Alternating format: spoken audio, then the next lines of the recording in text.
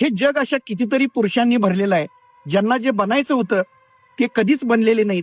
त्यांच्यामध्ये क्षमता नव्हती असं नाही, तर त्यांनी वेळेवर जागा होण्यास नकार दिला म्हणून. अरे राजा, तू पुरुष आहेस, तुला कुणीही वाचवायला येणार नाही, ना तुझे मित्र, ना तुझा बॉस, ना तुझा देव.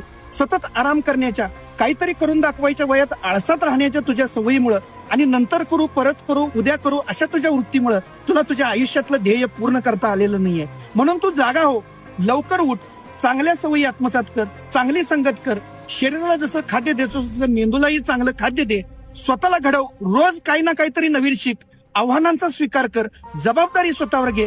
पुरुष म्हणून तुझं पाकिट कायम पैशानं भरलेलं असलं पाहिजे.